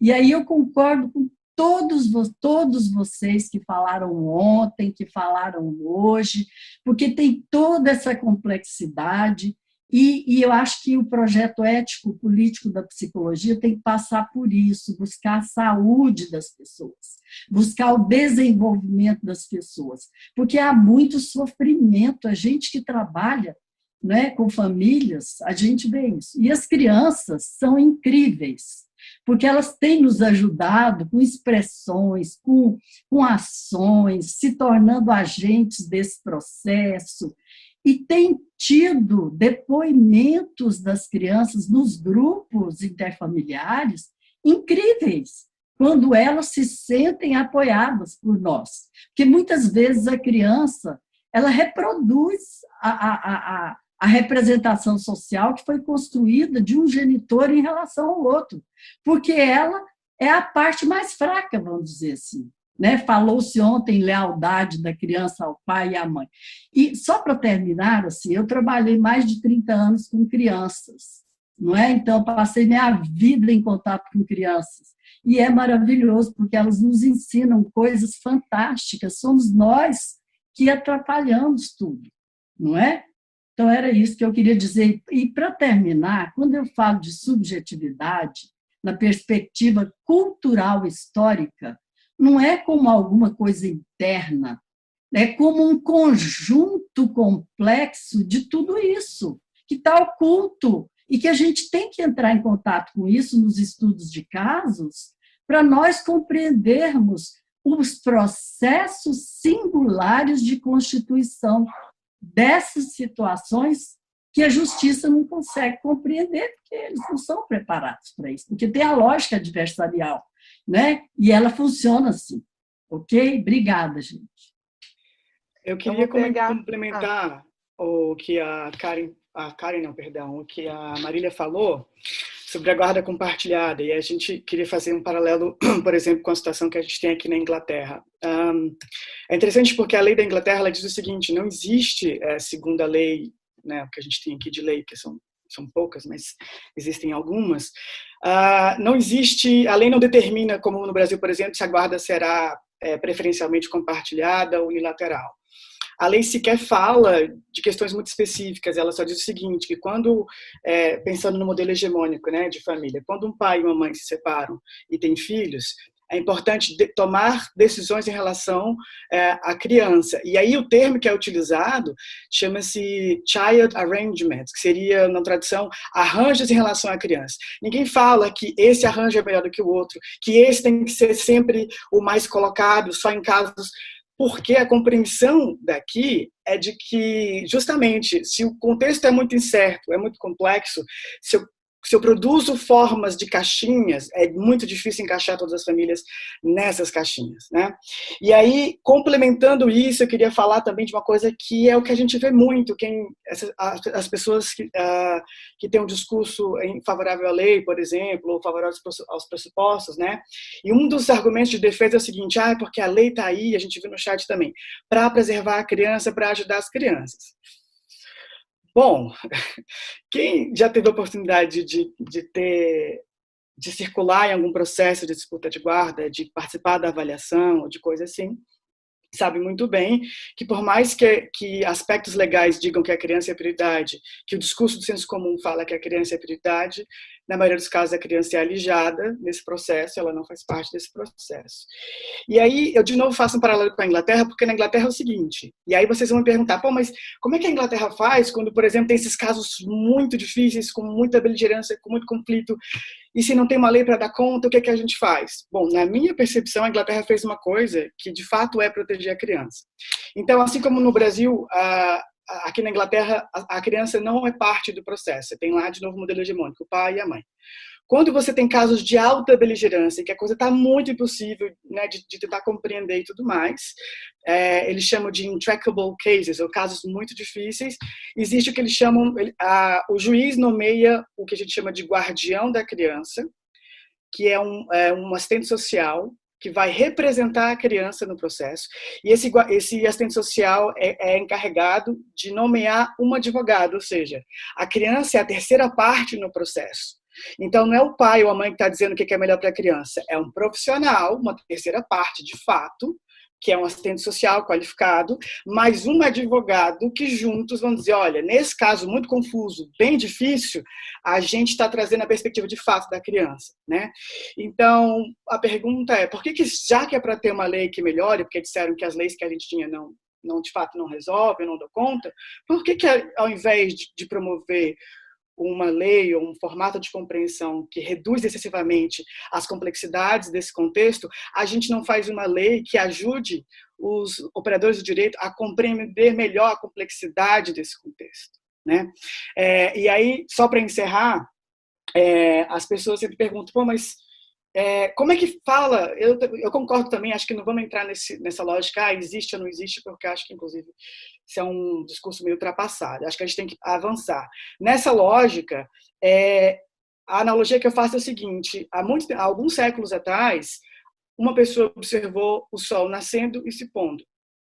E ela disse o seguinte, olha, já que o sol está nascendo e está se pondo dessa forma, eu entendo que o Sol gira em torno da Terra. E durante muito tempo, essa compreensão... Vai dando gás! A partir da observação dessa dinâmica, foi de que o Sol girava em torno da Terra. Contudo, anos depois, séculos depois, descobriu-se que, na verdade, era o contrário. Ou seja, o Sol continua nascendo daquele mesmo jeito, aquela dinâmica continua a existir, mas a compreensão, o entendimento sobre aquilo é diferenciado. Eu acho que é isso que a gente tem que pensar sobre as questões de alienação parental. Como que a gente pode construir uma perspectiva que dê conta de toda essa complexidade que todo mundo falou aqui hoje, que dê conta dessas incertezas e não que contribuem para mais incompreensão, para mais prejuízos para a criança, porque a criança, não tenham dúvida, é sempre a mais prejudicada, e por mais que as pessoas digam, eu estou defendendo a criança, inclusive, no meu modelo, tem uma parte específica que é também uma estratégia psíquica para justificar ações em relação às decisões, que é para as pessoas se sentirem menos incomodadas com o que elas fazem durante o processo de tomada de decisão. É isso, muito obrigada. Bom, então posso falar? Gente, é tanta coisa que eu juro que eu estou confusa. Muita coisa foi levantada, tanto no chat quanto por vocês, eu já nem sei por onde começar. Mas, assim, para começar, eu vou pegar o gancho da Vanusa. Eu fiquei muito interessada nesse projeto, porque no Ministério Público do Rio a gente tem um projeto que me parece semelhante, que se chama Pais em Paz. E aí, também, entrando um pouco no do Josimar, o fato de você defender a possibilidade de usar a categoria alienação parental em um laudo não impede, de forma nenhuma, que você trabalhe também com as famílias por outras vias. Lá no Ministério Público do Rio tem esse projeto, as famílias são encaminhadas para a gente trabalhar com elas por 3 meses, e são com 3 meses de encontros que aí as crianças fazem parte. Aliás, outra coisa que me causa muito tem certas expressões que eu vejo no chat que me causam muita estranheza, porque não tem nada a ver com o que eu faço. Dizer que a criança é passiva, não no meu trabalho. É ao contrário, ela é vulnerável, ela é vista como um ser vulnerável. Agora, a passiva, ela é o tempo todo ouvida, ela participa o tempo todo. No Pais em Paz, ela tem momentos com ela e momentos sem ela, óbvio, né? Que ela não vai ficar assistindo os pais se engafinharem, mas tem momentos em que ela entra também para fazer uma reaproximação com o genitor, que ela está com alguma questão. E é um projeto que é muito legal, porque nesse tempo de 3 meses você consegue aprofundar um pouco, entender melhor a situação da família. Muitas vezes a coisa se desfaz ali. Eles entram num acordo que eles mesmos são autores, então eles resolvem por si mesmos as dificuldades que estavam tendo de convivência. E quando isso não acontece, você consegue fazer um relatório, um laudo para o promotor, circunstanciando o porquê de não terem conseguido, quais são as dificuldades que estão, com muito mais fundamento. Então é um projeto muito legal, que eu queria depois trocar figurinha para saber como é, se tem semelhanças ou não com o seu, Vanessa. Além disso, a questão da escuta da criança. Muita gente falou da escuta protegida, que eu sou super favorável. Quando eu fiz o livro Criança na Prática Jurídica, Psicologia na Prática Jurídica, Criança em Foco, foi exatamente para defender o depoimento especial, na época era depoimento sem dano, porque eu acho que a criança tem sim que ser ouvida sempre, e ela tem que ser considerada. Acontece que em alguns casos, como por exemplo nesse de alienação parental, onde tem conflitos fortes de família, isso não pode nunca ser a única coisa. Porque quem trabalha com isso sabe que a criança diz, mas nem sempre o que ela diz a gente escreve. Dizer que criança não mente, ela pode não mentir, mas ela pode fantasiar, ela pode ser sugestionada, ela pode projetar coisas dos outros, da vida dos outros nela. Eu já peguei, são tantos casos que eu podia ficar relatando aqui, que não dá para ser só a fala da criança. No caso em que tem conflito familiar, em que tem alienação, é preciso, é necessário que haja uma avaliação psicológica junto, que exatamente circunstancie aquela fala, aquele depoimento, em que momento ela está dizendo, que relações são essas, quem é aquela criança que está falando sobre aquilo. Então, outro ponto que eu acho importante, questão da guarda compartilhada. Eu acho que dizer que para ter guarda compartilhada é preciso que que o pai e a mãe se entendam, não entendeu o que é a guarda compartilhada, né? Porque a guarda compartilhada foi fruto de um movimento dos pais que queriam exercer sua parentalidade e não conseguiam.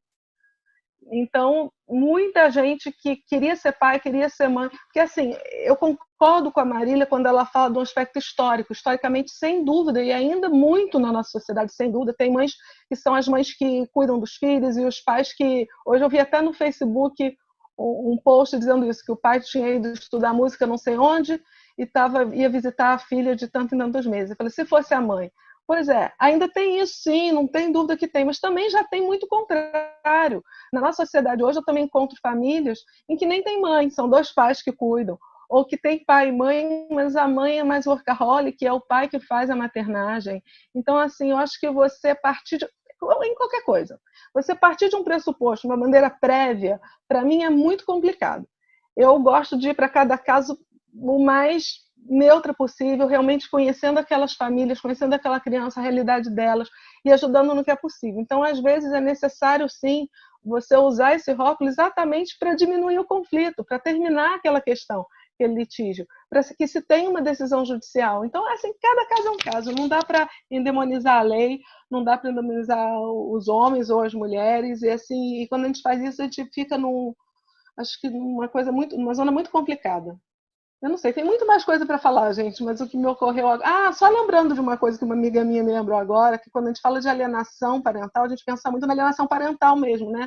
Do pai e da mãe. Mas hoje em dia, lá no MP do Rio, está aparecendo muita alienação de idosos, que são os pais que estão sendo alienados dos próprios filhos. Quer dizer, um filho aliena o outro filho, não deixa o pai ter acesso. E aí a gente vai falar de gênero, a gente vai falar de maternidade e paternidade, continua sendo um vínculo paterno-filial que está de alguma coisa de uma forma sendo atrapalhado por um outro. Então a gente tem que ampliar um pouco, sair um pouco dessas caixinhas que o Josimar falou, porque é bem complicado mesmo você querer encaixar qualquer coisa humana em caixinhas.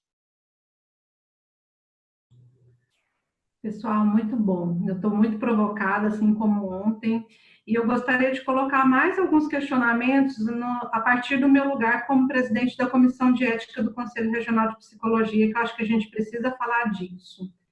eu gostaria de retomar com vocês alguns questionamentos em relação ao Código de Ética Profissional, a produção de laudos à distância, produção de laudos a partir de uma entrevista ou duas entrevistas, produção de laudos a partir da análise de um dos membros só, ou apenas a partir da escuta da criança, e os diversos problemas éticos que a gente tem visto nesses processos.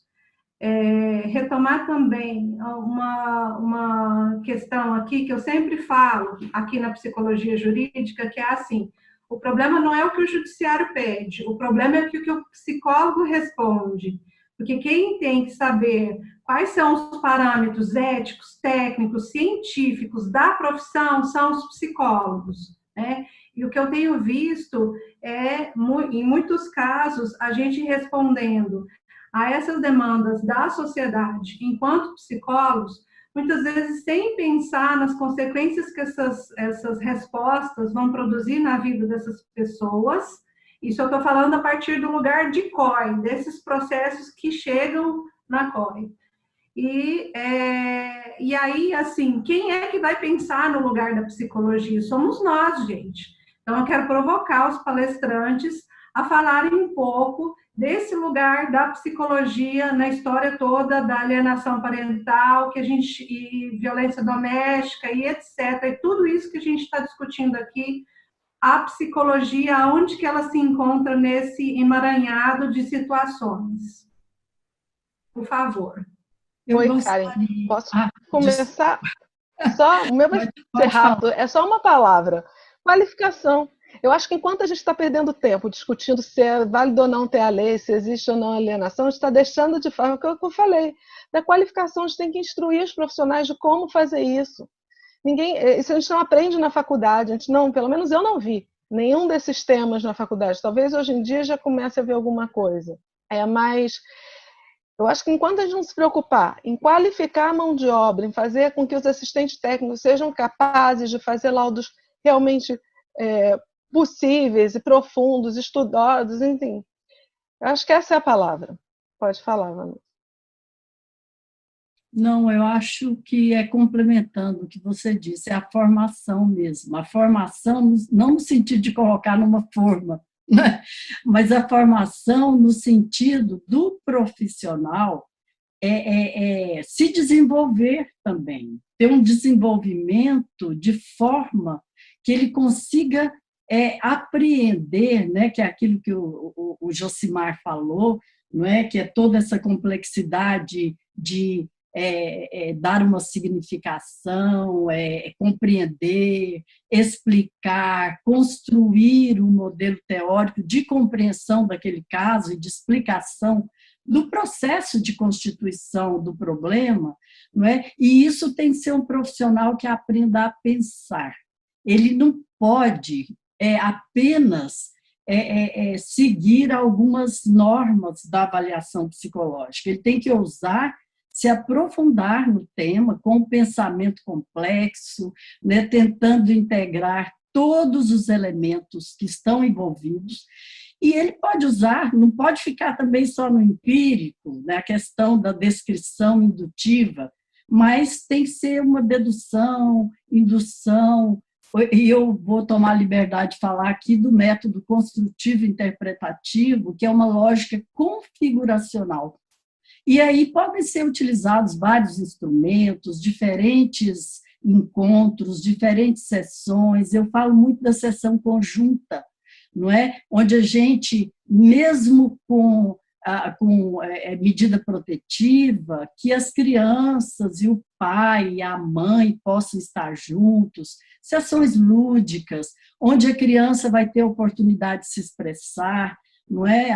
E cada um dos membros da família, e também com a ideia de que a gente tem que oferecer para o juiz, né, para o judiciário, elementos vários, não é? De forma que, com sugestões de forma que a gente privilegie o desenvolvimento da família. E só para terminar, assim, aí eu entendo que a avaliação psicológica não é só um momento de avaliação, é um momento também de ação social ali, não é? De forma que a família possa se apropriar desse espaço, desse cenário, e buscar alternativas para isso. Porque senão não tem fim, isso não tem fim, não é? Quer dizer, isso vai sendo estendido ao longo do tempo, enquanto as próprias pessoas não se responsabilizarem por isso. Eu acho que isso é uma coisa que nós, psicólogos, precisamos fazer, isso na minha opinião. Obrigada. Posso falar? É só para corroborar o que a Beatriz falou, né, no sentido da capacitação dos profissionais, mas que eu entendo que isso deve ser ampliado também, não só para as questões de alienação parental, porque, como eu falei, laudos em uma sessão só. Então, é diagnóstico de abuso sexual, né, e principalmente em vários criminais, e que isso também é absurdo, mas ninguém fala sobre isso. Né? Então, eu estou abrindo aqui, né, porque assim, a gente tem que se capacitar. Alguém comentou aí, eu acho que a questão aí foi até direto a mim, né?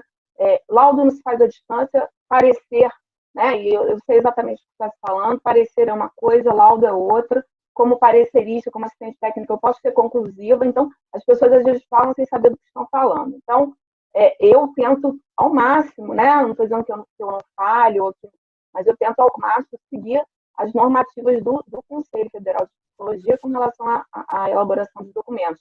Eu nunca vou fazer um laudo conclusivo, né, se eu não ouvir todas as partes enquanto perita. Né? Se eu escuto uma parte só, eu vou fazer algo parcial, e, assim, em hipótese alguma, eu vou fazer um laudo em uma consulta ouvindo a criança e a mãe, ou o pai, entendeu? Então, acho que esse é o cuidado que nós temos que ter. Só para fechar, uma questão assim, que eu queria levantar para vocês pensarem. Para quem trabalha no meio desse divórcio, desse litígio todo, às vezes eu vejo profissionais que indicam assim, precisa de psicoterapia, faz psicoterapia. Gente, no meio desse litígio, sem determinação judicial, isso não acontece. A gente precisa de um trabalho conjunto, tá bem? Eu não sei se foi só para mim, mas essa última fala sua ficou muito cortada. Você poderia repetir, por favor? Eu não sei se foge um pouco do que eu estava falando, assim, mas o que eu às vezes percebo é que, assim, em frente a esses litígios mais intensos, às vezes eu vejo profissionais que indicam, por exemplo, psicoterapia, não, psicoterapia para criança, psicoterapia para família. E nesses litígios intensos, sem determinação judicial, gente, isso não acontece. Então, a gente precisa de um trabalho articulado com o judiciário, também nesse sentido. Não adianta você achar que vai fazer terapia, não vai fazer, entendeu? A criança precisa de ajuda. Então, assim, era só para um pensamento meu que eu sou fora, tá bom? Obrigada, gente. Eu queria complementar um pouco do que a Andrea estava falando sobre a questão desses laudos que são feitos em um dia, ou com encontros de 1 hora e meia, né? E a Andrea tem razão, ninguém fala sobre isso, nem em português, nem em inglês, e nesse modelo que eu estou construindo na minha tese, e eu não pude falar porque, enfim, por conta do tempo, mas um dos elementos contextuais que nunca ninguém fala, mas que exerce uma influência significativa no processo de tomada de decisão, são elementos organizacionais do tribunal, que daí tem a ver com a qualificação que a gente estava falando, que tem a ver, ok, todo mundo quer que o psicólogo faça a melhor avaliação possível, mas aí não tem carro para fazer visita domiciliar, são 500 casos, quando é que ele vai na escola visitar? Bom, olha, chega no supervisor e fala, olha, esse caso é muito complexo, eu não posso fazer só em 2 encontros, eu queria fazer em 4, talvez deixar aberto se eu precisar. Mas você tem aqui, sua meta são 15 casos esse mês, se você fizer, você não... Então, tem elementos da própria estrutura organizacional do tribunal que as pessoas não falam, porque quando a gente pensa nos danos, né, que existem nesse processo, a gente está falando da lei, de práticas éticas dos profissionais, das limitações científicas, disso, daquilo e tal, não sei o quê. Sim, mas e o próprio profissional que é uma organização? Né? Eu vi vários relatos na minha pesquisa de que, por exemplo, juízes, o processo de carreira de juiz, tem juiz que está no começo de carreira, que não tem vocação para a vara de família, é colocado lá para substituir, ou enfim, e aí o cara faz barbaridades ali na vara enquanto passa o tempo até ele ir para outro lugar que ele de fato gosta. Então, existe sim elementos Karen, elementos organizacionais do próprio tribunal, e aí eu não sei também como que se isso é uma ingerência do CRP ou não, ou se é de um sindicato, eu realmente não sei. Mas existem elementos organizacionais do processo de trabalho, que vão para além do processo formativo que a professora Vanusa estava falando, que implicam no que a Andrea estava falando da questão da limitação do tempo, né? E, por fim, só para finalizar, eu acho que a formação é necessária, mas é necessária uma formação crítica, se questionar sempre. Aquela máxima do só sei que nada sei, para mim, é sagrada. Nunca se colocar num lugar em que eu cheguei no ponto que realmente agora tudo sei, eu não preciso mais me reciclar, não preciso mais repensar, né? Porque, às vezes, aquilo que eu acho que foi a Beatriz que estava falando, né, assim, não lembro mais quem falou, mas assim, não é ou foi a própria Karen, enfim. O problema não é o que o juiz pede, mas o que o psicólogo responde, né? E aí, às vezes, é porque alguns psicólogos se imbuem desse papel de que eu tenho o poder de dar a resposta, né? E esse não é o seu papel. O seu papel é contribuir para uma discussão complexa. E aí, eu acho que para a gente dar conta, né, dessas questões, a gente tem que pensar de novo no nível de incerteza desse contexto que é complexo, e a gente só consegue combater isso traçando estratégias que vão informar os tomadores de decisão, os atores jurídicos, sobre essa complexidade. Então, se precisar de fazer mais de um encontro, tem que fazer. Se o teu relatório não puder ser feito com a família toda, você tem que deixar isso muito claro, é um relatório parcial. Tem essas limitações. E mesmo que não seja um relatório parcial, eu acho que é muito importante, se você enxergar, indicar quais são as limitações que aquelas suas palavras, que o seu relatório tem, porque, de fato, há de haver alguma limitação, né? E sair desse lugar, né? Parece que troca com o juiz, agora quem manda sou eu, né? E isso acho que acaba entorpecendo alguns colegas e isso incorre em práticas não éticas, né? Eu gostaria também de fazer um comentário, eu sei que estamos em cima da hora, mas eu fico pensando que, em cima da regra do Conselho Federal de Psicologia, que todos os nossos documentos precisam ser embasados em teorias reconhecidas como científicas, precisa haver uma posição do Conselho Federal de Psicologia se a ideia alienação parental é de fato considerada científica, porque precisamos sim discutir a ideia alienação parental em cima exatamente dessa determinação do Conselho. Como nós podemos fazer um documento como psicólogas ou psicólogos, né, usando a ciência da psicologia, se existe ainda tanta controvérsia onde profissionais extremamente bem reputados na ciência da psicologia dizem que a alienação parental não é um construto científico. Então, eu acho que precisa de uma posição do Conselho Federal de Psicologia, e enquanto não acontecer a discussão sobre esse tema, se a alienação parental é um construto científico, e aí o psicólogo pode fazer um documento em cima desse construto científico, é fundamental. Eu não sei como não discutirmos. Eu me preocupo, Marília, porque se a gente exigir que seja um construto científico, talvez algumas outras categorias também não possam mais ser diagnosticadas. A gente não vai poder falar de maus tratos, negligência, abuso sexual. Não são construtos da psicologia também. E quando a gente está numa área que é interdisciplinar, a gente precisa aceitar construtos da outra área para construir junto. É uma construção conjunta, né? Não é só aquilo que a psicologia diz, mas é aquilo que a psicologia pode contribuir também com o que o direito traz e o que o direito pode contribuir com o que a psicologia traz. Então, assim, eu acho impossível a gente restringir a títulos da psicologia. Sim, eu já penso que o maus tratos é sim um construto da psicologia. Existem pesquisas científicas que mostram o impacto dos maus tratos do ponto de vista psicológico em todas as pessoas. E aí, então, eu acho que o Conselho Federal de Psicologia precisa mudar o manual, porque o manual de documentos científicos da psicologia exige que tudo que a gente escreva tenha respaldo científico. Então, precisamos uma coisa ou outra. Ou a gente muda essa orientação, o Conselho Federal muda essa orientação, ou a categoria discute até reconhecer se isso é um respaldo científico. É meu ponto de vista, claro. Acho que é um debate excelente para todos nós. Posso falar só um minuto? eu entendo o que você está falando.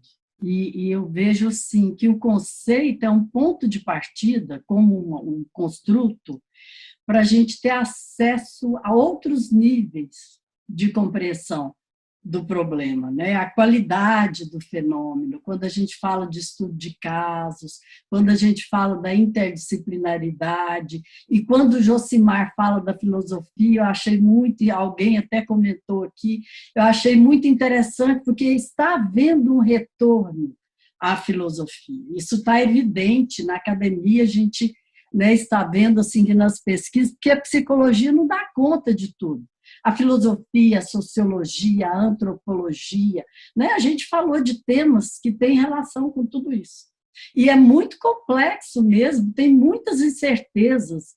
Daí o sofrimento que nós temos, às vezes, ao trabalharmos nesse campo, porque é um campo muito amplo, muito complexo, no sentido das contradições. Quando eu falo da complexidade, é no sentido do Morin, aí, né, do pensamento complexo, que ninguém é só bom, ninguém é só mal, ninguém é só certo, ninguém é só errado. Nós somos um poço de contradições.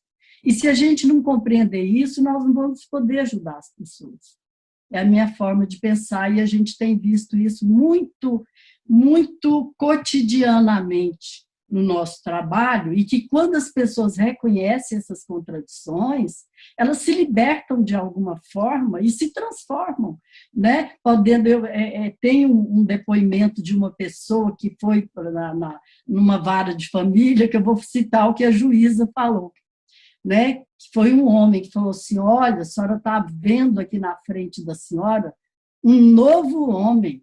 A minha vida vai mudar. Agora eu mudei totalmente a minha forma de pensar. E de um outro homem que falou assim, olha, que casou 7 vezes, 7 uniões, e falou assim: agora eu compreendi que se eu não mudasse, ia ser casar, separar e pronto. Então, eu penso na psicologia por aí. Pessoal, eu, como moderadora aqui dessa parte, né, desse evento agora de manhã, eu vou já caminhar para o final, porque nós já estamos em 12:04. Dizer que quem me conhece como conselheira sabe do meu esforço em pautar essas questões a partir do exercício profissional do psicólogo. Eu bato nessa questão em todo evento. A gente precisa discutir o nosso fazer, o fazer da psicologia em relação a todos os temas. Nós tivemos um encontro em maio sobre a violência sexual contra crianças e adolescentes, no qual todas as comissões, todas não, algumas comissões do Conselho Regional de Psicologia se colocaram, e a gente estava dando essa tônica ao debate, que é o exercício profissional do psicólogo na violência sexual. E hoje eu puxo aqui também para a gente continuar esse debate, o papel do psicólogo nas questões que envolvem a alienação parental, muito mais do que os conceitos individuais e etc. Alguém falou que a gente não tem normativas sobre essa questão dos laudos. Eu gostaria de dizer que nós fizemos, em 2019, uma nota técnica do Conselho Regional de Psicologia sobre autores de violência sexual e as pessoas que têm desejo sexual por crianças e adolescentes, e o exercício profissional da psicologia. E nessa nota técnica, a gente estava pontuando que, no caso de avaliações psicológicas, o psicólogo não poderia concluir se sim ou se não. E é isso que a gente tem visto muito na comissão de ética. O psicólogo se coloca nesse papel de concluir se sim ou se não, se tem abuso sexual ou se não tem abuso sexual, se tem alienação parental ou se não tem alienação parental. E é exatamente isso que vai trazer esses psicólogos para processos éticos e talvez até para processos criminais. Gente, infelizmente eu não vou conseguir mais abrir para colocações.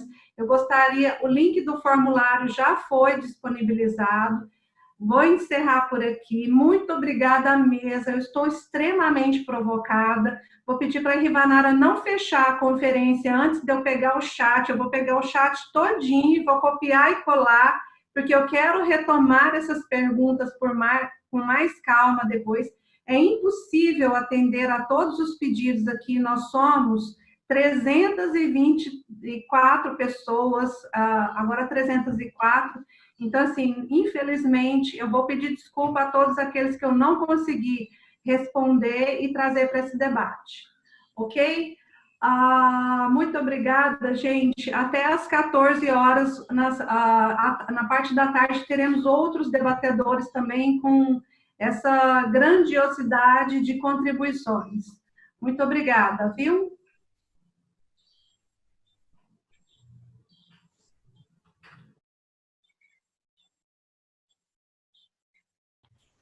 Karen, você não precisa copiar, tá? Tem uma opção de salvar o chat. Como eu estou gravando aqui, eu posso salvar e envio o arquivo para você depois, tá? Quem não tem esse trabalho. Perfeito. Cris, vamos fazer isso com o de ontem também, com o de hoje e com o de ontem. Ontem também gravei, tá?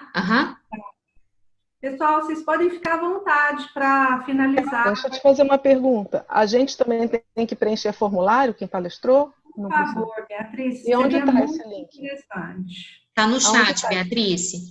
No início? É muito interessante. Esse fala. Isso. Palestrantes, participantes, psicólogos, não psicólogos, etc. Beatriz, acabou de colocar de novo o link do formulário. Tá. Obrigada. Será que é obrigatório?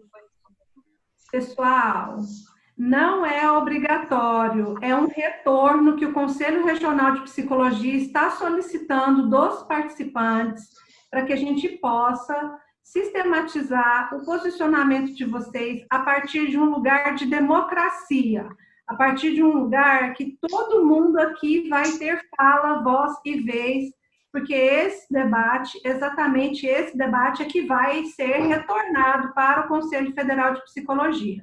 Então, a gente não está obrigando ninguém a nada, mas a gente está precisando da colaboração de vocês para o preenchimento do formulário com calma, tá? Com calma, com reflexão. Riva, podemos caminhar para o final aqui? Ok? Quem que vai fechar a sala? Eu. Tá. Cris que está gravando. Ok. Então, Cris, acho que só retomar o horário da nossa encontro à tarde, às 14, e eu vejo todo mundo lá. 14? 14. Não é não? Eu estou errada? Agora eu fiquei na dúvida. Calma aí, gente. Só uma pergunta. Quem usou no período da manhã, usa o mesmo link para o período da tarde? Não, Nájila, você tem que fazer nova inscrição. Tá. Tá, joia.